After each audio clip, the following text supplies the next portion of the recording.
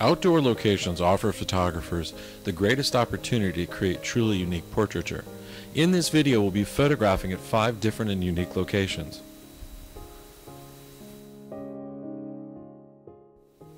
All the images in this video were taken with a Canon 5D with a Canon 70-200mm 2.8 lens. All the shots were taken wide open at 2.8 with an ISO of between 100 and 400, and typically the shutter speed was around 1/1000th of a second. Now, when we come outside, okay, we typically use reflectors during the middle of the day. Now, this is like 1 o'clock in the afternoon during daylight savings time. It is definitely the middle of the day. We do this because we schedule blocks of appointments to where we'll have multiple clients come out one after the other, so we offer senior portraits or senior portrait sessions at the same price outdoors as we do inside the studio. A lot of studio photographers are having problems with that right now because so many young photographers only work outside, and when a student calls a studio and they want to go outside, they have a really high sitting fee. By setting up blocks of appointments, it makes it much more affordable to where people pay the same inside the studio or outside.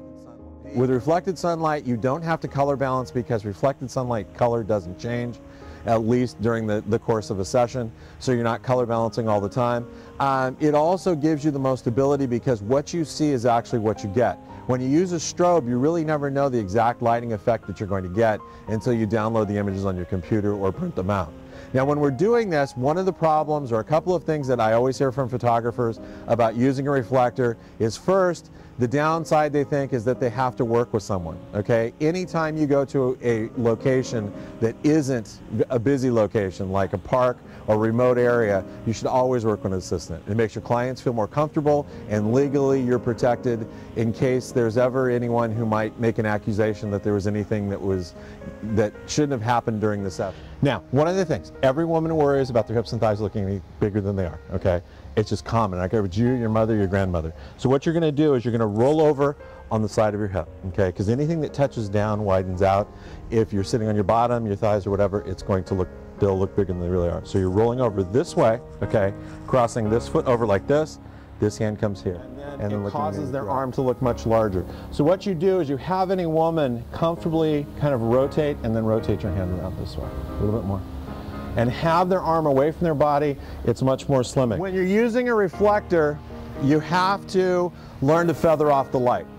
A couple of mistakes that people make when they're using a reflector. First of all is they don't feather off the light. They just have a main beam of light into someone's face like Evan's doing to me right now, and it makes you squint, makes your eyes water in time.